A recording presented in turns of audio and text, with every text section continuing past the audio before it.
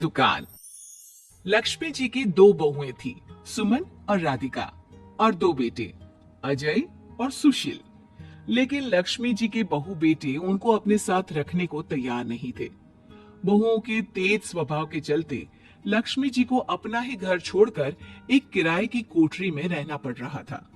कुछ दिनों से उनके बेटों ने उन्हें पैसे देना भी बंद कर दिया था। ऐसी स्थिति में लक्ष्मी जी ने अपनी जमा पूंजी से एक छोटी सी दुकान खोली। एक दिन शाम के वक्त, अजी सुनते हो, तुम्हारी माँ ने दुकान खोली है। दुकान अब इस उम्र में दुकान पर बैठेगी वो। अब क्या किया जा सकता है, माँ की तो बुद्धि सठिया गई है। मोहल्ले में मजाक बनाएंगे सब हमारा। अरे जेठ जी, इसमें परेशानी क्या है अगर सासू माँ ने दुकान खोली है? हाँ हाँ, राधिका ठीक तो कह रही है। अपनी दुकान पर बैठी रहेगी, कम से कम हमें परेशान तो नहीं करेंगी। हाँ वैसे बात तो ठीक है, खुद के दो पैसे कमाएंगी तो कभी कभार हमें जो खर्चा देना पड़ता है ना, वो भी देने से बच जाएंगे हम लोग।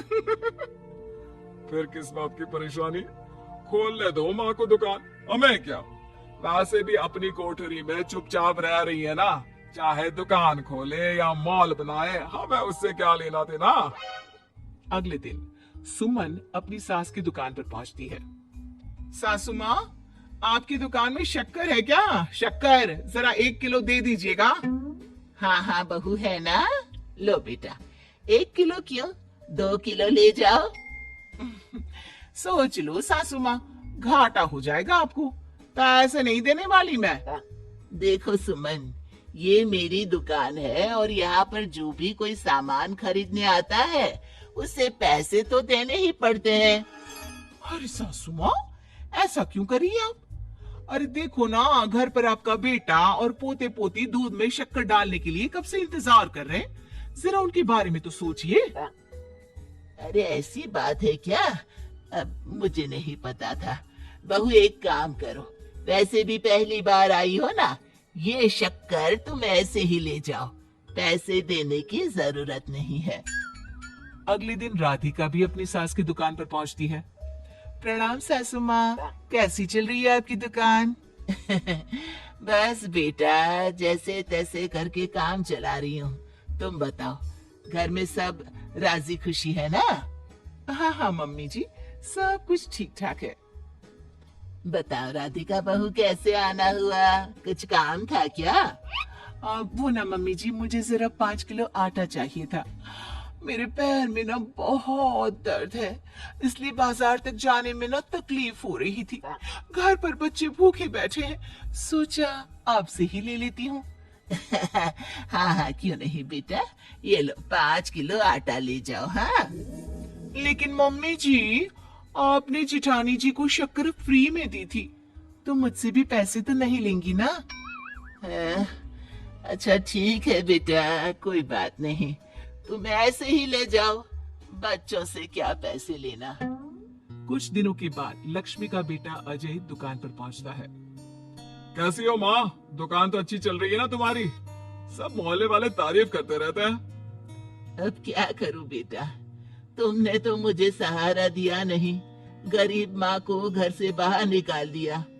कुछ तो करना पड़ेगा ना अपना पेट पालने के लिए। वो माँ ना बहुओं की बहुत चिक चिक रहती थी, अब देखो कितनी अच्छी जिंदगी है तुम्हारी, खुद कमाती हो, खुद खर्च करती हो, इससे अच्छी भला कोई जिंदगी हो सकती है क्या?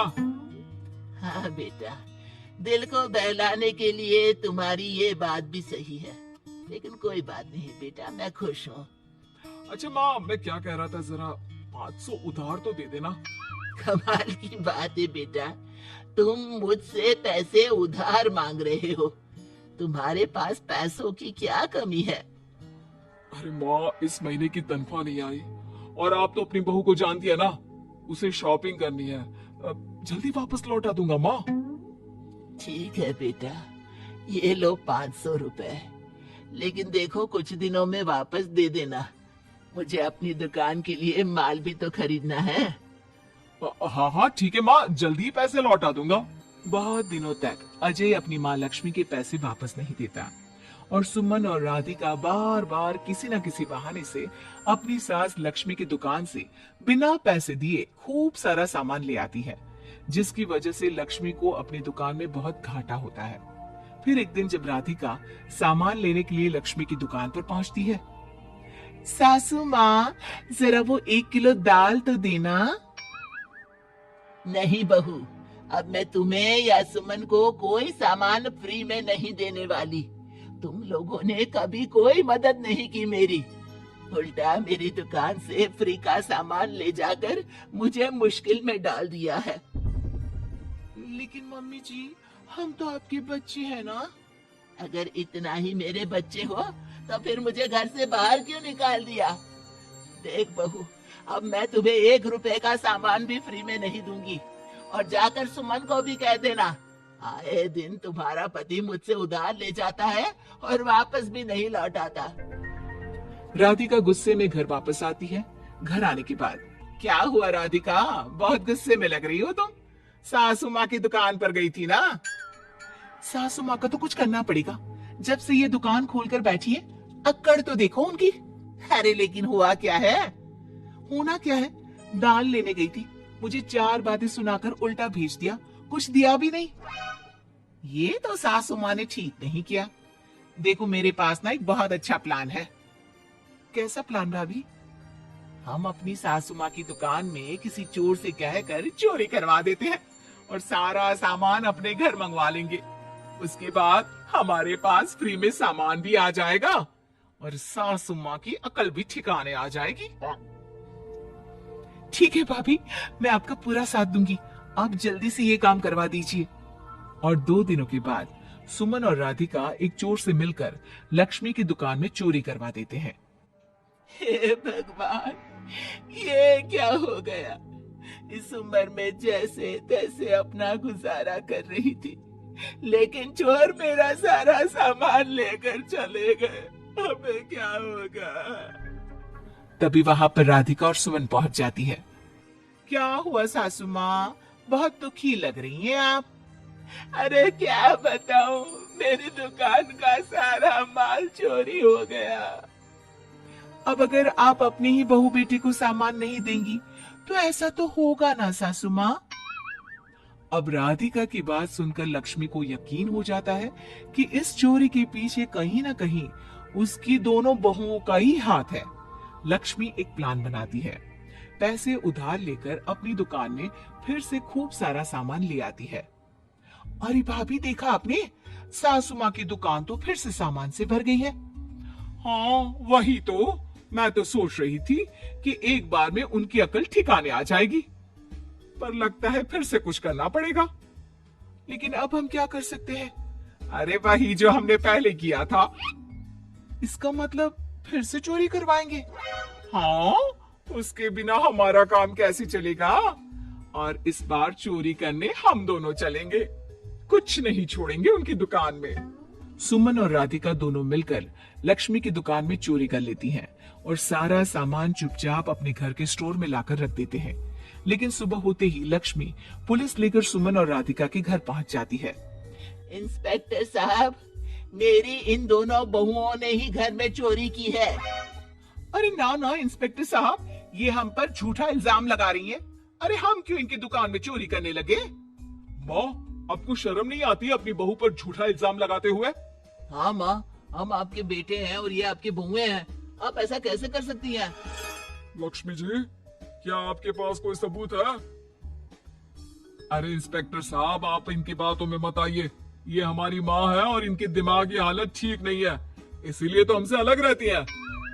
इंस्पेक्टर साहब, मेरी दिमागी हालत बिल्कुल ठीक है और मेरे पास इन दोनों के खिलाफ बहुत बड़ा सबूत है। बताइए, क्या सबूत है आपके पास?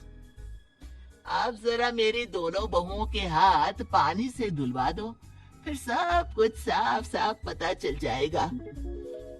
अरे हाथ पानी से धोने से क्या होगा माँ? आप दोनों मेरे सामने अपने हाथों पर पानी डालिए। जैसे ही राधिका और सुमन अपने हाथ पानी में डालती हैं, उनके हाथों का रंग लाल हो जाता है और ये देखकर सब लोग हैरान रह जाते हैं। अरे ये क्या, तुम्हारे हाथों का रंग अचानक से लाल कैसे हो गया? क्योंकि मैंने अपनी दुकान के सारे सामान पर एक तरह का केमिकल लगा कर रखा था। मुझे पता था जो भी चोरी करने आएगा वो सामान को अपने हाथों से उठाएगा और उसके हाथों पर रंग लग जाएगा। अरे माँ, आप तो बहुत चालाक निकली। इसे चालाक नहीं बेटा, बुद्धिमान कहते हैं। और जिसके तुम्हारे जैसे बहू बेटे हो उसे थोड़ा बहुत तो अपनी अकल से काम लेना ही पड़ता है ना। शर्म नहीं आती आप लोगों को अपनी ही माँ को परेशान करते हुए? हमें माफ कर दीजिए सासू माँ, हम आइंदा ऐसी गलती कभी नहीं करेंगे। और हाँ, आपको अपने साथ रखेंगे, आपकी सेवा करेंगे और पूरी इज्जत भी देंगे। हमें माफ कर दीजिए।